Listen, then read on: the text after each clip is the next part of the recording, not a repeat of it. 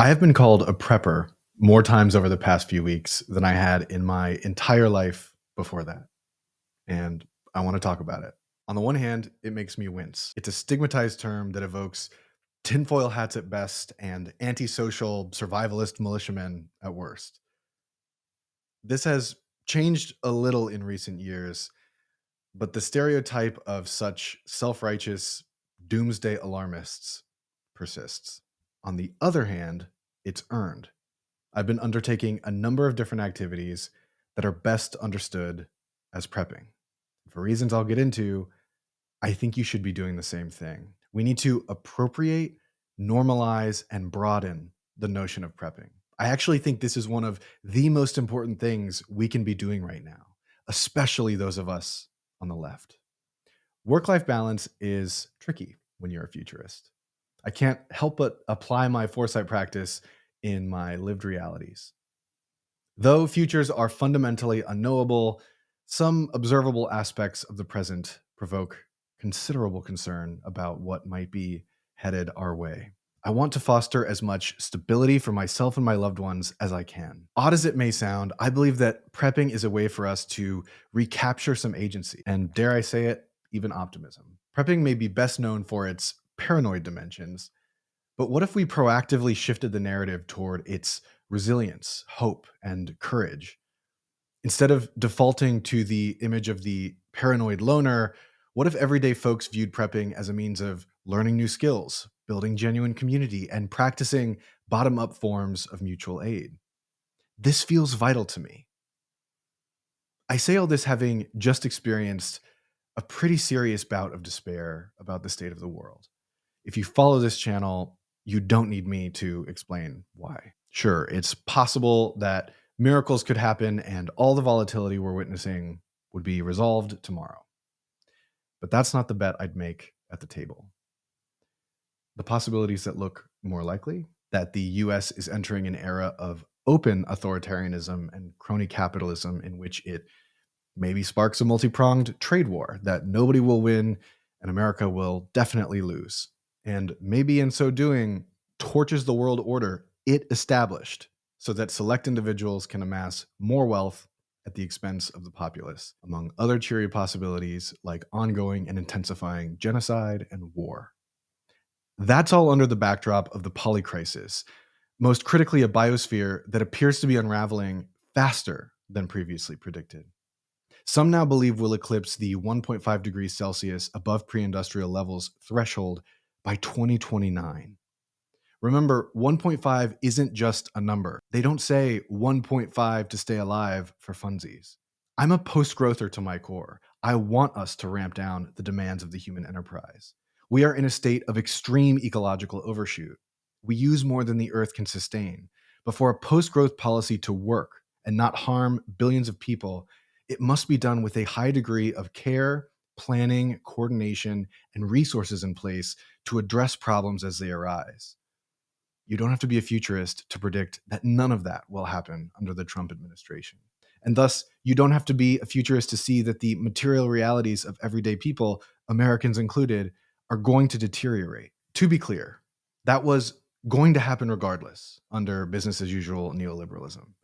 It's just happening much faster and more chaotically under Trump. The speed with which change is enacted has real and often dire consequences. Remember all the flatten the curve discourse early on in the pandemic? I'd say the same applies here. Another dimension of prepping that I like as an adaptive strategy is versatility, knowing how to use what we already have and maximize its value, opposed to the single-use plastic mode of living. Ever since Trump got elected, I've been developing materials about resilience. This includes a number of pieces here on reality studies, as well as forthcoming educational materials such as my Cue the Groan crash course, The Next 30 Days Resilience Playbook, which I think will be a really fun way to introduce this topic. I'll include a sample in the description. All of the above has entailed extensive research, and my algorithms have observed said research and happily indulged my doom scrolling. I've been served dozens of videos over the past few weeks that make direct or indirect claims that we may be headed for major supply chain breakdowns in the wake of Trump's tariffs. The most damning evidence I've seen regards US port activity, or more accurately, inactivity. These videos compare current activity to past activity at various ports around the country or to that of ports around the world. And frankly, the picture is scary. According to these videos, ports in the US have seen fractions of the activity they historically see during equivalent periods in previous years. That's then echoed by gig workers commenting on the lack of products in stores or the seeming lack of backup supplies on the top of the shelves. The list goes on. Are there reasons why this might not mean what it looks like?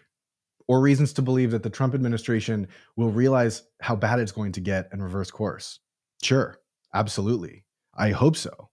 We're even seeing little glimmers that Trump is realizing the gravity of the mistake he's made.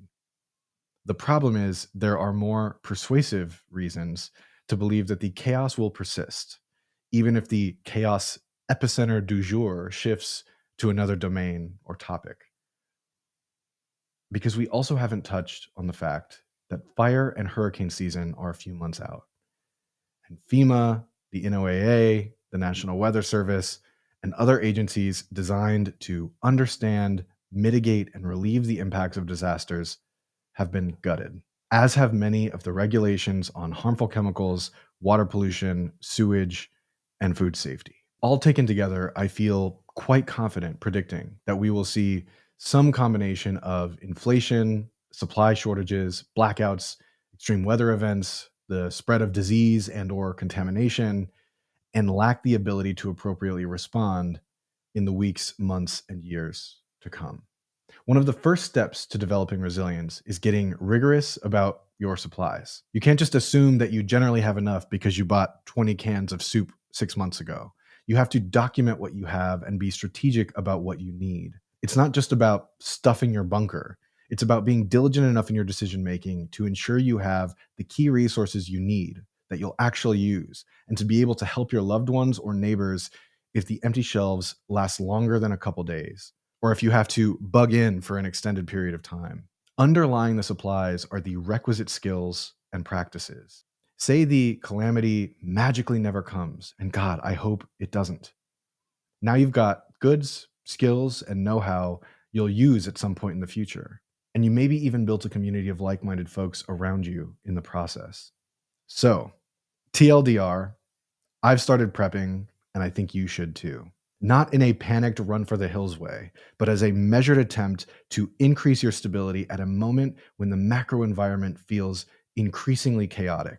Once I started doing this, I felt a higher degree of agency than I had in months.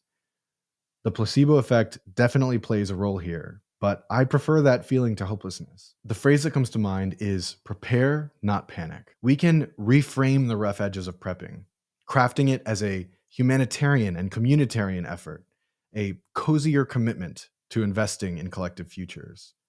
Back to the here and now. Yes, there is an immediate focus on supplies, simply because we're right in the eye of the storm of Trump's tariff pause. And you just don't know what will or won't be available or will be highly inflated in the weeks and months to come.